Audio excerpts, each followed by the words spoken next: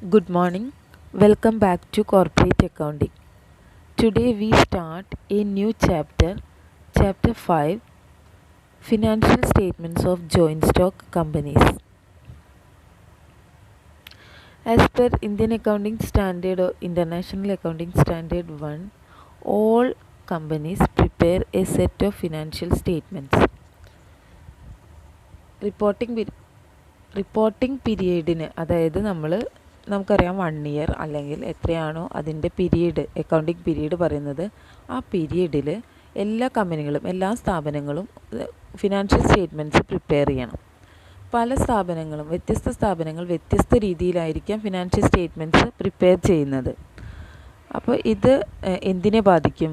നമ്മൾക്കത് കമ്പയർ ചെയ്യുന്നതിന്, സാധാരണ ആൾക്കാർക്ക് മനസ്സിലാക്കുന്നതിന്, അതേപോലെ തന്നെ അതിൻ്റെ റിലയബിലിറ്റിയൊക്കെ ബാധിക്കാനുള്ള ചാൻസ് ഉണ്ട്.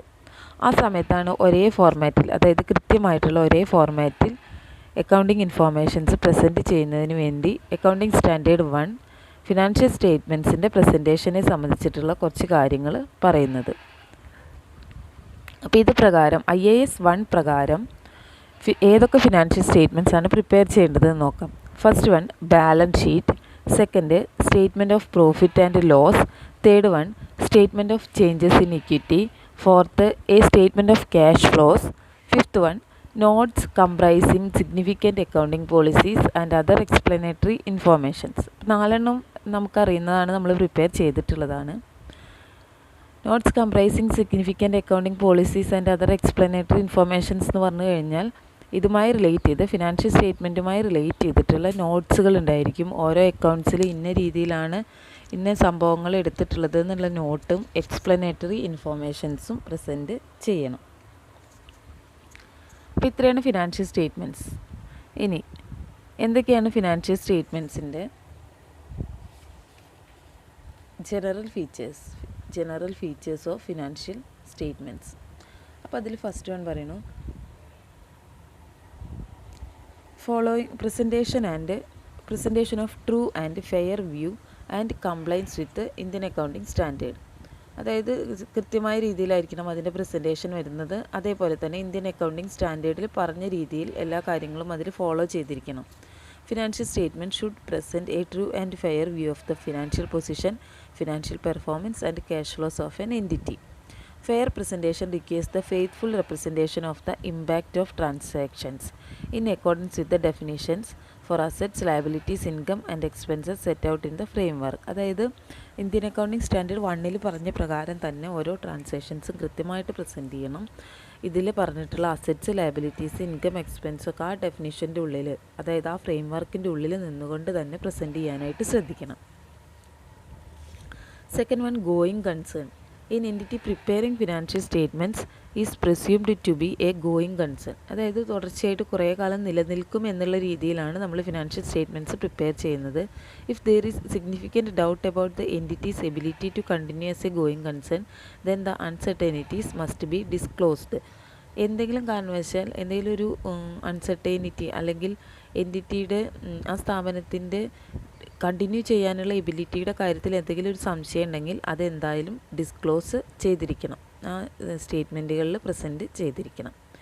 Third one, accrual basis of accounting.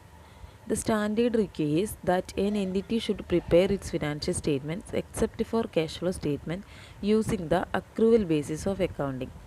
Standard entity എങ്ങനെയായിരിക്കണം ഫിനാൻഷ്യൽ സ്റ്റേറ്റ്മെൻറ്റ് പ്രിപ്പയർ ചെയ്യേണ്ടത്? ക്യാഷ് ഫ്ലോ സ്റ്റേറ്റ്മെൻറ്റ് അല്ലാത്ത ഫിനാൻഷ്യൽ സ്റ്റേറ്റ്മെൻറ്റുകളെല്ലാം തന്നെ അക്രൂവൽ ബേസിസ് ഓഫ് അക്കൗണ്ടിങ്ങിലാണ്, അക്രൂവൽ ബേസിസിലാണ് പ്രിപ്പയർ ചെയ്യേണ്ടത്. അതായത് ഇൻകവും എക്സ്പെൻസും തമ്മിൽ മാച്ച് ചെയ്യുന്ന രീതിയിലായിരിക്കണം. അതാണ് അക്രൂവൽ ബേസിസ് എന്ന് പറയുന്നത്.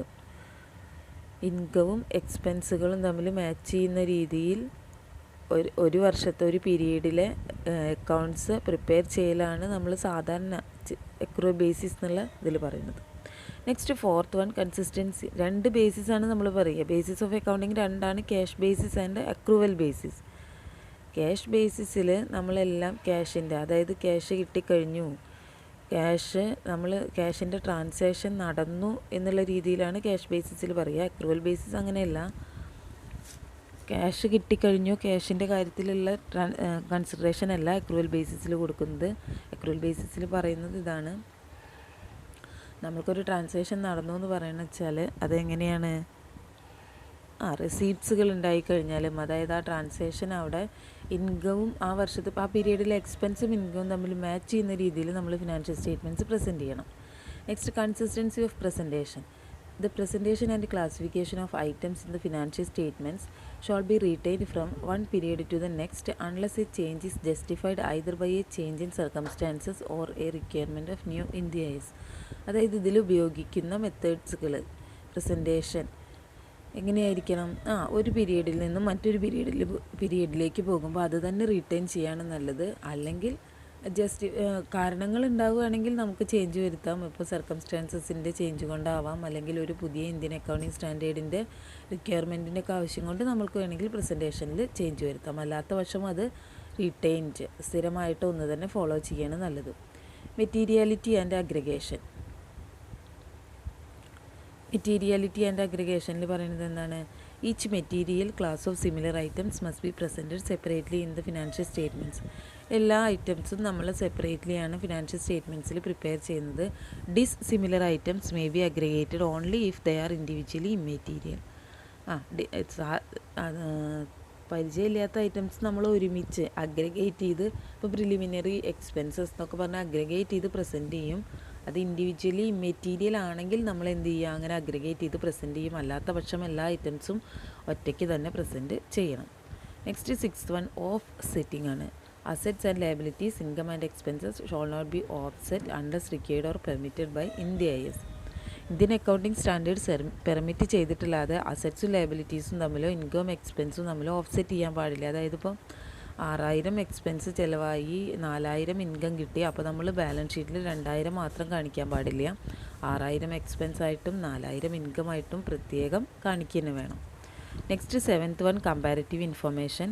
Indian Accounting Standard 1 requires that comparative information shall be disclosed in respect of the previous period for all amounts reported in the financial statements unless another standard requires otherwise. Comparative informations എന്തെങ്കിലും previous പീരീഡിൽ ഉണ്ടെങ്കിൽ അത് എന്തായാലും ഈ financial സ്റ്റേറ്റ്മെൻറ്റ്സിൽ disclose ചെയ്തിരിക്കണം. വേറെ ഏതെങ്കിലും standards വേറെ എന്തെങ്കിലും കാര്യത്തിലുള്ള റിക്വയർമെൻറ്റ്സ് ഇല്ലെങ്കിൽ കമ്പാരിറ്റീവ് ഇൻഫർമേഷൻസ് ഡിസ്ക്ലോസ് ചെയ്യണം. Next, reporting period. A complete set of financial statements including comparative information should be presented at least annually 1 ഇയറിൽ ഒരു പ്രാവശ്യമെങ്കിലും നമ്മൾ ഫിനാൻഷ്യൽ സ്റ്റേറ്റ്മെൻറ്റ്സ് ഡിസ്ക്ലോസ് അല്ലെങ്കിൽ പ്രസൻറ്റ് ചെയ്തിരിക്കണം. ഇത്രയും കാര്യങ്ങളാണ് ഇന്ത്യൻ അക്കൗണ്ടിങ് സ്റ്റാൻഡേർഡ് 1 പ്രകാരം നമ്മളുടെ ഫിനാൻഷ്യൽ സ്റ്റേറ്റ്മെൻറ്റ്സിൻ്റെ ജനറൽ ഫീച്ചേഴ്സായിട്ട് പറയുന്നത്. ഇനി നമ്മൾ ഫസ്റ്റിൽ പഠിക്കാൻ പോകുന്നത് സ്റ്റേറ്റ്മെൻറ്റ് ഓഫ് ഫിനാൻഷ്യൽ പൊസിഷൻ, അതായത് SOFP ഓർ ബാലൻസ് ഷീറ്റാണ്. അപ്പോൾ under Indian accounting standard 1 the term balance sheet is used instead of statement of financial position separating current and non-current assets and liabilities. അതായത് ഇതിൽ ഇന്ത്യൻ അക്കൗണ്ടിങ് സ്റ്റാൻഡേർഡ് പ്രകാരം statement of financial position balance sheet is used instead of statement of financial പൊസിഷന് പകരം balance sheet. രണ്ടും ഒന്ന് തന്നെയാണ്. ഇതിൽ നമ്മൾ എന്തൊക്കെയാണ് പ്രസൻറ്റ് ചെയ്യുന്നത്? Current and non current assets and liabilities. Current assets, non current assets, liabilities, ഇത്രയും കാര്യങ്ങളാണ് നമ്മൾ പ്രസൻറ്റ് ചെയ്യുന്നത്. ഇനി അതൊക്കെ എന്താണെന്നുള്ള സാധാരണയായിട്ട് ഇയർ എൻഡിലാണ് നമ്മൾ ബാലൻസ് ഷീറ്റ് പ്രിപ്പയർ ചെയ്യുന്നത്. ഇനി അതൊക്കെ ഏതിലാണ് വരിക എന്നുള്ളത് ക്ലാസിഫിക്കേഷൻ വരുന്നുണ്ട്. അപ്പോൾ ഇത് നമ്മളുടെ ബാലൻസ് ഷീറ്റിൻ്റെ ഫോർമാറ്റിൽ കണ്ടു. ഫസ്റ്റ് കോളം നമ്മളുടെ അസറ്റ്സ് ലയബിലിറ്റീസ് എഴുതാൻ വേണ്ടിയിട്ടുള്ളതാണ്. Second column figures at the end of current year, figures at the end of previous year. Current ഇയറിലെ എമൗണ്ടും എഴുതാണ്ട് പ്രീവിയസ് ഇയറിലെ എമൗണ്ട് എഴുതാണ്ട്. ഇനി അതിൽ ഫസ്റ്റ് ക്ലാസിഫിക്കേഷൻ വരുന്നത് അസറ്റ്സ് ആണ്. അസറ്റ്സിൽ എന്തൊക്കെയാണ് വരുന്നത്? Non current assets. നമ്മൾ പറഞ്ഞിരുന്ന പേര് ഫിക്സഡ് അസറ്റ്സ്. ഫിക്സഡ് അസറ്റ്സിൽ property, plant and equipment. Fixed അസറ്റ്സിൽ വരുന്നത് പ്രോപ്പർട്ടി, പ്ലാന്റ് ആൻഡ് എക്യുപ്മെൻറ്റ് വരും. അതിലെന്തൊക്കെയാണ്? ലാൻഡ് ആൻഡ് ബിൽഡിംഗ് ഉണ്ട്, പ്ലാന്റ് ആൻഡ് എക്യുപ്മെൻ്റ് ഉണ്ട്, furniture and fixtures, vehicles, office. Second one എന്ത് വരും? ഇൻവെസ്റ്റ്മെൻറ്റ് പ്രോപ്പർട്ടി വരും. ഇപ്പോൾ ക്യാപിറ്റൽ വർക്ക് ഇൻ പ്രോഗ്രസ് വരും. ക്യാപിറ്റൽ വർക്ക് ഇൻ പ്രോഗ്രസ്സും ഇവിടെ എഴുതാം. നെക്സ്റ്റ് ഇൻവെസ്റ്റ്മെൻറ്റ് പ്രോപ്പർട്ടി ഉണ്ട്. Investment property. Next one goodwill. ഈ ഐറ്റമൊക്കെ നമുക്ക് പരിചയമുള്ളതാണ്. ഗുഡ് വില്ല് വരും. പിന്നെ intangible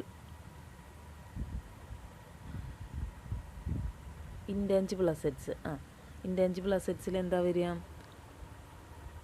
trade marks, computer software, അതേപോലെ തന്നെ ടൈറ്റിലുകൾ, mining right, copyright, patent, intellectual property right, ഇതൊക്കെ എന്തിൽ വരുന്നതാണ്? ഇൻറ്റാഞ്ചിബിൾ അസറ്റ്സിൽ വരുന്നതാണ്. പിന്നെ വരുന്നത് ഫിനാൻഷ്യൽ അസറ്റ്സ് വരും. ഫിനാൻഷ്യൽ അസറ്റ്സിൽ വരുന്നതാണ് investments, trade receivables, loans, others to be specified. വേറെ എന്തെങ്കിലും പറയുന്നുണ്ടെങ്കിൽ അത് വരും. നെക്സ്റ്റ് എന്താ വരിക? Biological assets. ബയോളജിക്കൽ അസറ്റ്സ് എന്ന് പറഞ്ഞു കഴിഞ്ഞാൽ എന്താണ്? നമ്മളുടെ ബിസിനസ്സുമായി റിലേറ്റ് ചെയ്ത് എന്തെങ്കിലും തരത്തിലുള്ള ഇപ്പോൾ ലൈവ് സ്റ്റോക്ക് ഉണ്ടെങ്കിൽ അതിനെയാണ് ബയോളജിക്കൽ അസറ്റ്സ് എന്ന് പറയുക. അതായത് ജീവനുള്ള എന്തെങ്കിലും അസറ്റ്സ് നമുക്കുണ്ടെങ്കിൽ അത് എഴുതാം. അപ്പോൾ അതിൻ്റെ അക്യൂസിഷൻസ്, അതേപോലെ തന്നെ അതെങ്ങനെയാണ് പ്രസൻറ്റ് ചെയ്യുന്നത്, അത്തരം കാര്യങ്ങൾ നമ്മൾ ബാലൻസ് ഷീറ്റിൽ കാണിക്കുന്നതാണ് പറയുന്നത്. നെക്സ്റ്റ് വൺ, അപ്പോൾ ബയോളജിക്കൽ അസറ്റ്സ്. നെക്സ്റ്റ് എന്താ പറയുന്നത്? ഡെഫേർഡ് ടാക്സ് അസറ്റ് പറയുന്നുണ്ട്. ഡെഫേർഡ് ടാക്സ് അസറ്റ് വരും. ഡെഫേർഡ് ടാക്സ് അസറ്റ് കഴിഞ്ഞാൽ other non current assets.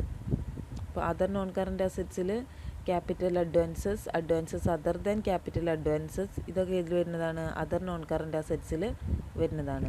Financial അസറ്റ്സിൽ വരുന്ന അതർ ഫിനാൻഷ്യൽ അസറ്റ്സ് ആണ് ഇപ്പോൾ 12 മാസത്തിലും കൂടുതലായിട്ട് മെച്യൂരിറ്റി ആയിട്ട് കിടക്കുന്ന ബാങ്ക് ഡെപ്പോസിറ്റ്സ് ഒക്കെ ഉണ്ടെങ്കിൽ അതൊക്കെ അതർ ഫിനാൻഷ്യൽ അസറ്റ്സിൽ വരുന്നതാണ്.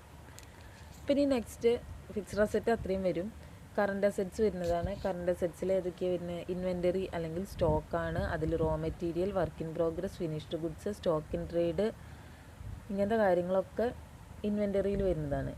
ഫിനാൻഷ്യൽ അസറ്റ്സിൽ എന്തൊക്കെയാണ് വരിക? ഫിനാൻഷ്യൽ അസറ്റ്സിൽ വരുന്നതാണ് investments, trade receivables, cash and cash equivalents, bank balance other than.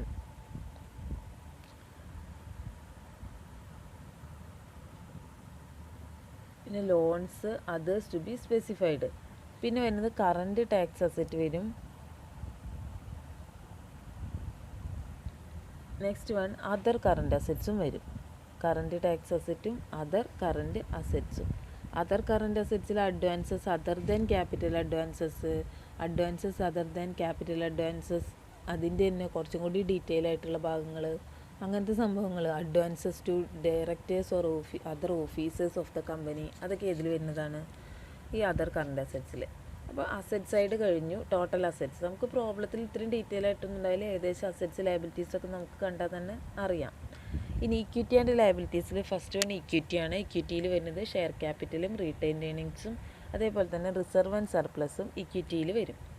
Next non current ലയബിലിറ്റിയാണ് വരുന്നത്. നോൺ കറൻറ്റിൽ ഫിനാൻഷ്യൽ ലയബിലിറ്റീസാണ് ഫസ്റ്റ് വരിക. ഫിനാൻഷ്യൽ ലയബിലിറ്റീസ് എന്ന് പറഞ്ഞു കഴിഞ്ഞാൽ ബോറോവിങ്സ് എന്തൊക്കെയാണ്? Bond, debenture, term loan, deferred payment, loans from related parties, അതൊക്കെ ബോറോവിങ്സ് ആണ്. Trade payables, creditors. പിന്നെ എന്താണ്? അതർ ഫിനാൻഷ്യൽ ലയബിലിറ്റീസ് വരും. Next one other current liabilities വരും. Next provisions. Other current liabilities advances അതേഴ്സൊക്കെയാണ്. പ്രൊവിഷൻ ഏതൊക്കെയാണ്? പ്രൊവിഷൻ ഫോർ എംപ്ലോയി ബെനിഫിറ്റ്സ്, അതൊക്കെ പ്രൊവിഷൻസിൽ വരുന്നതാണ്. പ്രൊവിഷൻസ് വരും. Next current tax liability. നിലവിലുള്ള കറൻറ്റ് ടാക്സ് ലയബിലിറ്റീസും എന്തിൽ വരുന്നതാണ്? ലയബിലിറ്റി സൈഡിൽ നമ്മൾ വരുന്നതാണ്. അപ്പോൾ എന്ത് ചെയ്യാം? ടോട്ടൽ ഇക്വിറ്റീസ് ആൻഡ് ലയബിലിറ്റീസ്, ഇത്രയും കാര്യങ്ങളാണ് ബാലൻസ് ഷീറ്റിൽ നമ്മൾ എഴുതുന്നത്. ബാലൻസ് ഷീറ്റിൻ്റെ ഫോർമാറ്റ്. ഇനി അടുത്ത ക്ലാസ്സിൽ നമുക്ക് ഇൻകം സ്റ്റേറ്റ്മെൻറ്റിൻ്റെ ഫോർമാറ്റും അതിൽ വരുന്ന ഐറ്റംസും നോക്കാം. Okay, thank you.